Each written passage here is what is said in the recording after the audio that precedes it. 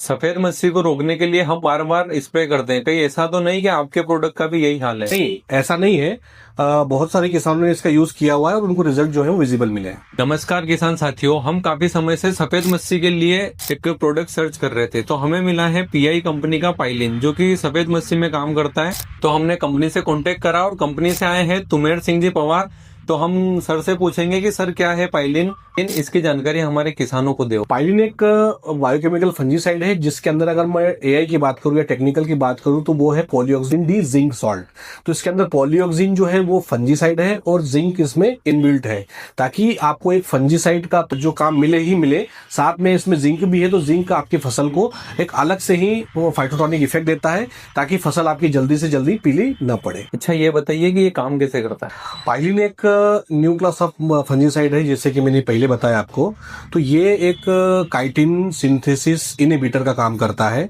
क्योंकि जो भी फंजाई होते हैं, जो भी फंगस जितने प्रकार के भी होते हैं, उनकी एक सेल वॉल होती है और वो सेल वॉल जो होती है वो काइटिन की बनी होती है। तो ये पाइलिन क्या करता है, वो जो सेल वॉल काइटिन की बनती है उस सेल वॉल को नहीं बनने देता, और जब किसी भी फंगस की सेल वॉल नहीं बनती तो फंगस ऑटोमेटिकली मर जाता है। जैसा कि आपने बताया कि ये न्यू मोड ऑफ एक्शन है, तो ये बाकी के फंगीसाइड से अलग कैसे है? बाकी फंजीसाइड से ये अलग इसलिए है क्योंकि एक तो इसकी मोड ऑफ एक्शन है वो न्यू मोड ऑफ एक्शन है, और दूसरा इसलिए अलग है क्योंकि ये बायोकेमिकल फंजीसाइड है। बायोलॉजिकल में सुडोमोनास और बेसिलस भी तो आते हैं, तो उनसे कैसे अलग है और किस तरीके से ये काम करेगा? रवि जी, आपने बिल्कुल सही बोला कि स्यूडोमोनास और ये जो अपने प्रोडक्ट बोले ये भी आते हैं, बायोलॉजिकल में आते हैं।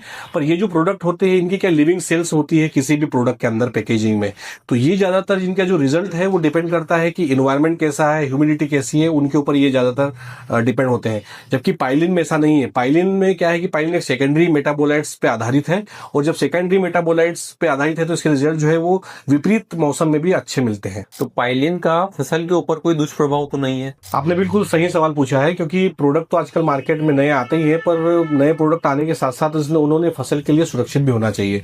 तो पाइलिन जो है वो फसल के लिए पूर्णतः सुरक्षित है। इसका फसल के ऊपर कोई भी दुष्प्रभाव नहीं है, क्योंकि लास्ट ईयर काफी किसानों ने इसे यूज किया है और इसको बहुत सारी फसलों में इस्तेमाल भी हुआ है, और किसानों ने इसके रिजल्ट के साथ साथ इसकी क्रॉप सेफ्टी को लेकर भी इस प्रोडक्ट को सराहा है। रवि जी, आपके माध्यम से मैं बताना चाहता हूँ कि पाइलिन का जो इस्तेमाल करना है वो अपने को कैसे करना है, कि पाइलिन की 240 ml की मात्रा को लेके प्रति 10 पंप के हिसाब से इसको स्प्रे करना है। दूसरा सवाल आपका ये था कि इसको आप किस तरीके से, कौन कौन से फंजीसाइड किस किस प्रोडक्ट के साथ इसको मिलाया जा सकता है।